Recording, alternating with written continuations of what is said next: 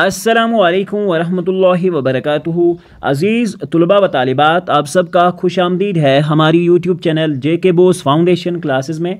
प्यारे बच्चों, आज हम जमात 10वीं उर्दू का सबक नंबर 2 जिसका नाम है और मिजाजदार लुट गई, इसके दरसी सवालात और जवाबात जो हैं वो करने जा रहे हैं। प्यारे बच्चों, अगर आप चैनल पर नए हैं तो चैनल को सब्सक्राइब करें, बेल आइकन को प्रेस करें और साथ में आप प्लेलिस्ट में जाकर अपनी क्लास के सारे अपलोडेड वीडियोस जो हैं वो बआसानी देख सकते हैं।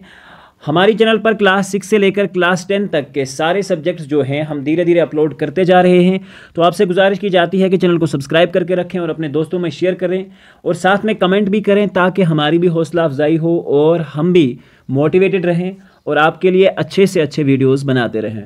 तो प्यारे बच्चों, बग़ैर वक्त ज़ाया किए हम आज का अपना लेसन जो है वो शुरू करते हैं।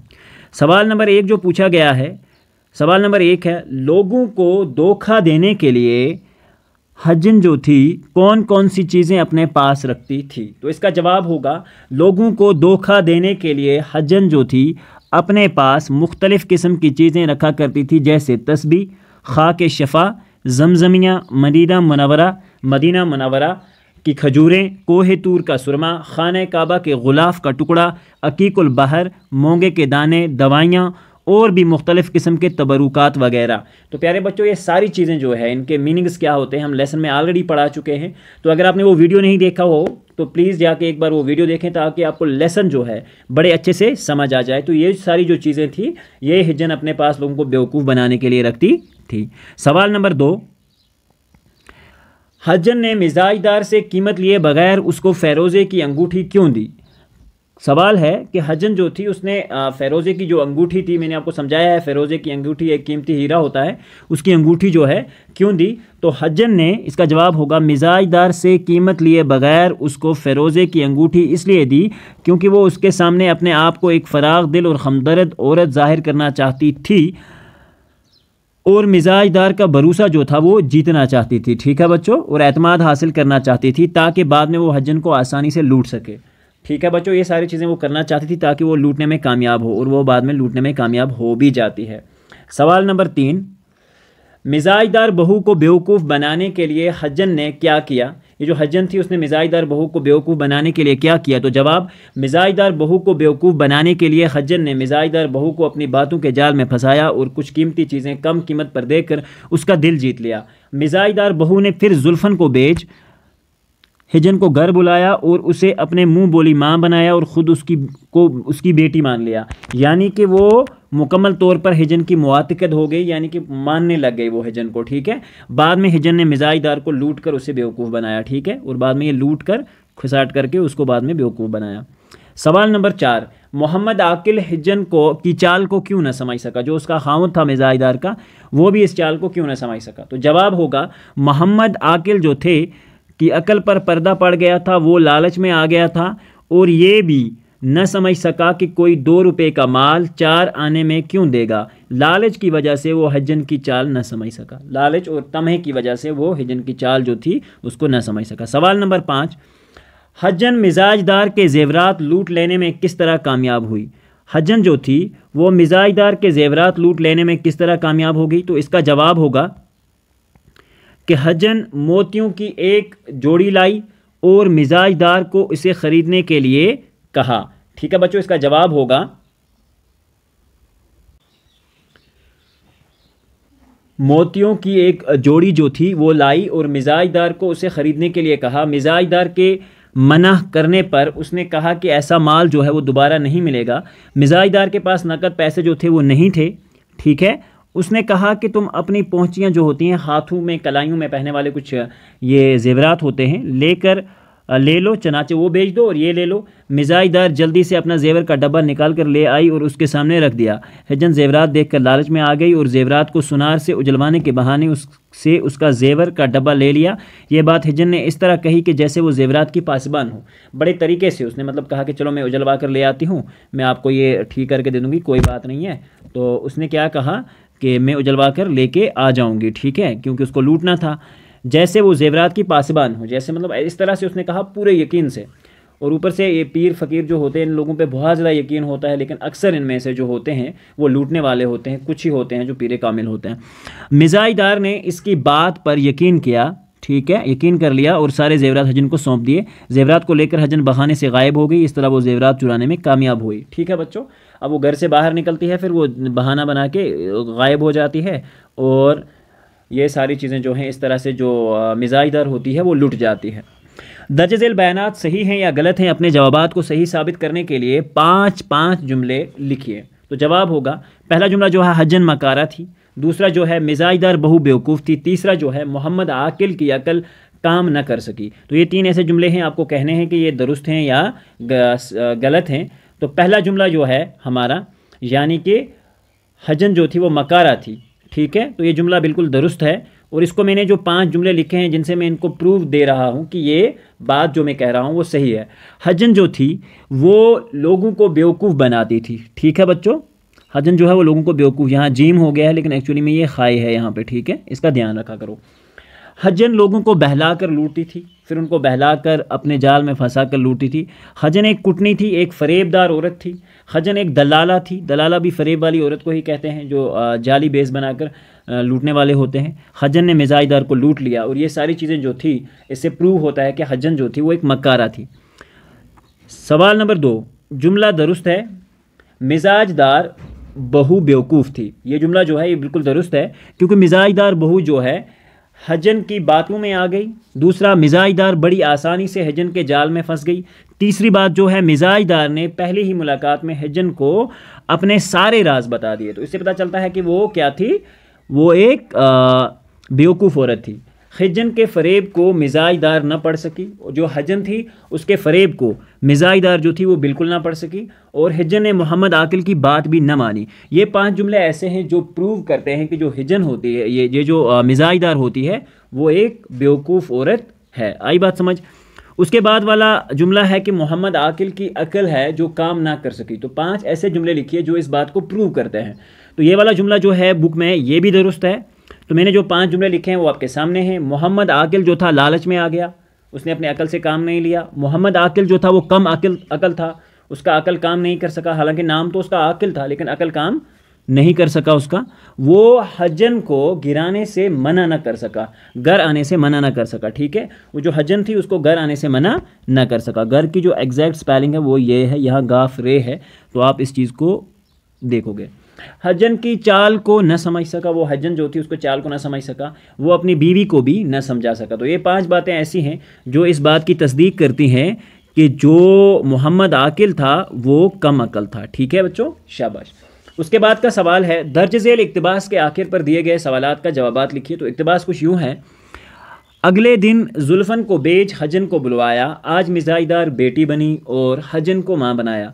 मोहम्मद आकिल ने कहा, देखो होशियार रहना, इस बेस में कुटनियाँ और ठगनियाँ बहुत हुआ करती हैं, लेकिन तमा ने खुद मोहम्मद आकिल की अकल पर ऐसा पर्दा डाल दिया कि इतनी मोटी बात वो न समझ सका कि 2 रुपये का माल 4 आने को कोई क्यों कर देगा, बिना वजह क्यों देगा, ठीक है।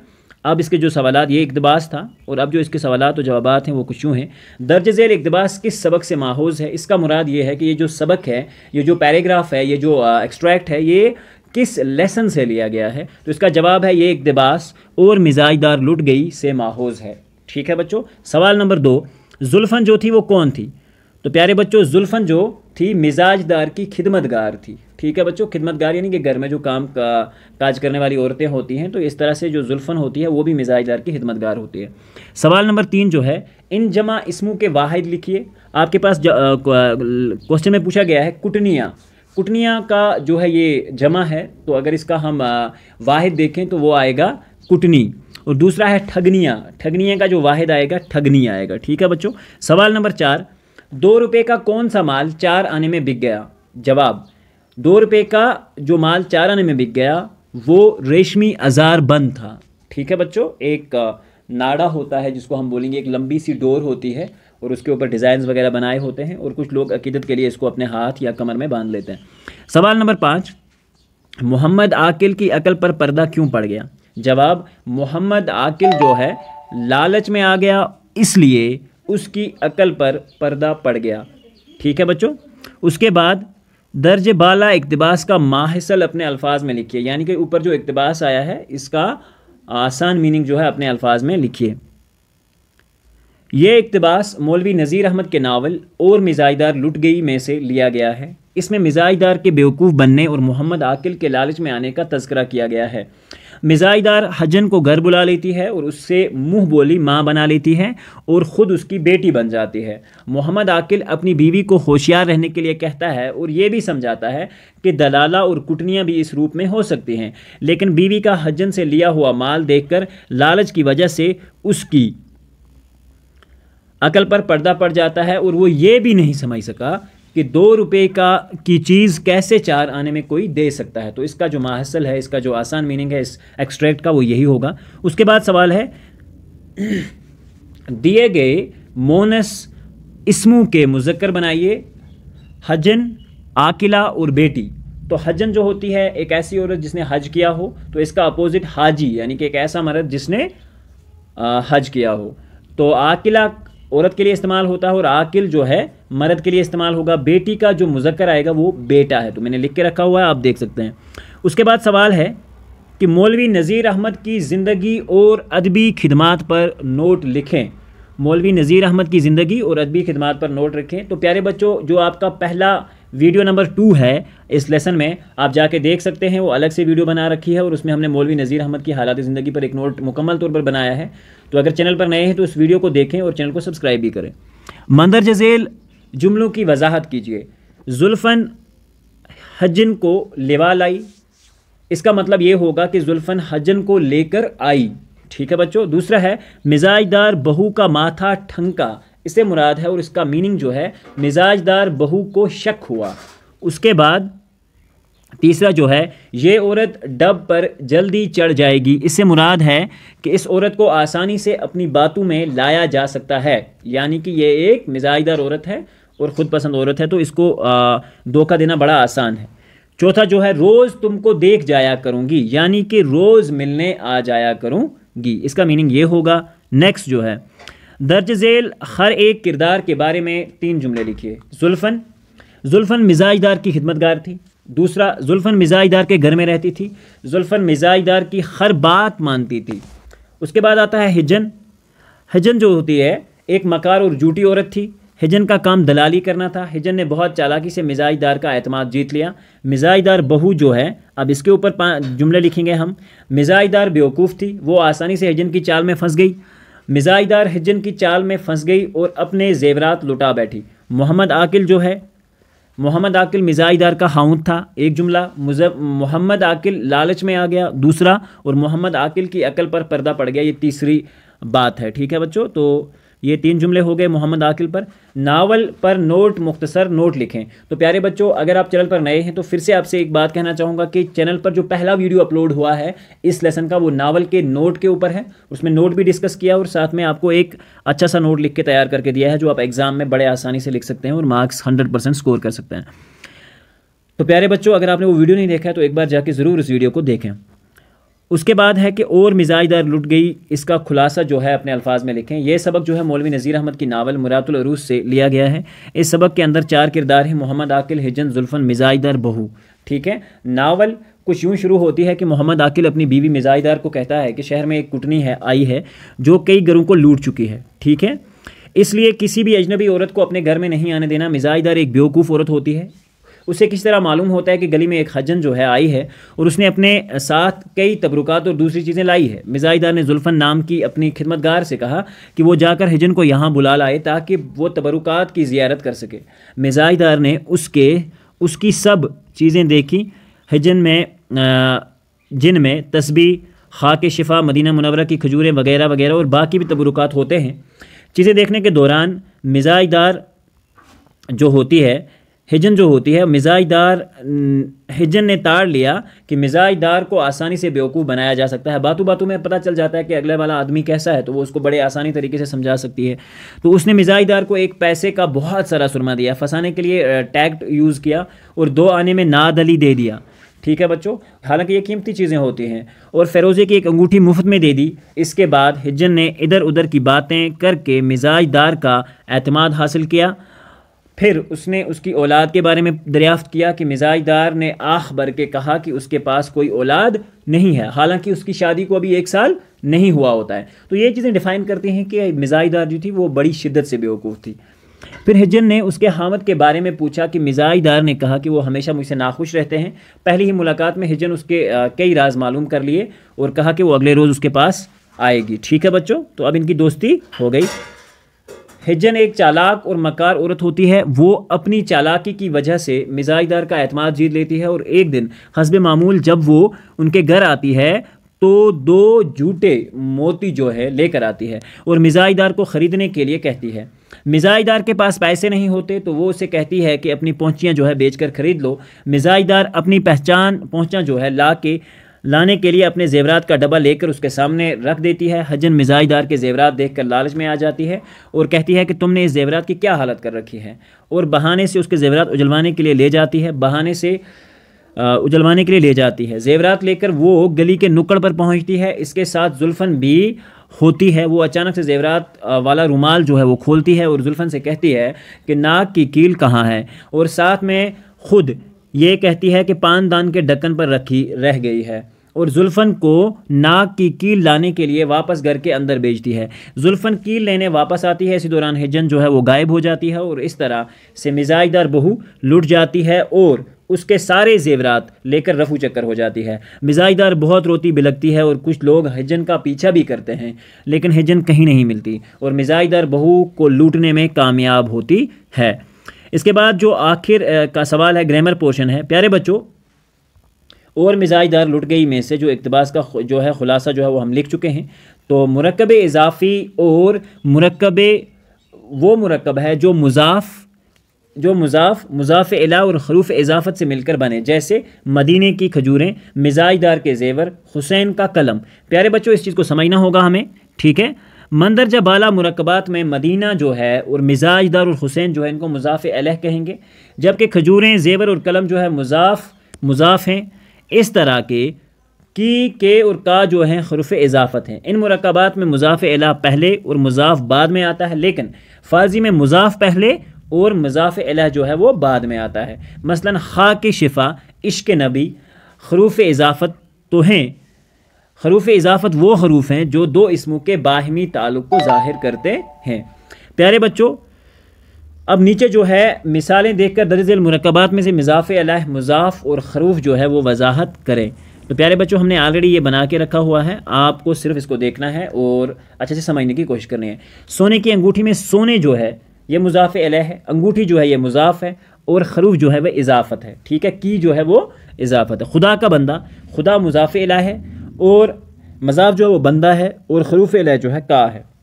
अहमद की टोपी, मुज़ाफ़ इलैह से मुराद अहमद है, टोपी से मुराद ये हम कहेंगे मुज़ाफ़ हुआ, और ख़रूफ़ जो है इसमें इज़ाफ़त जिसे हम कहेंगे वो की है।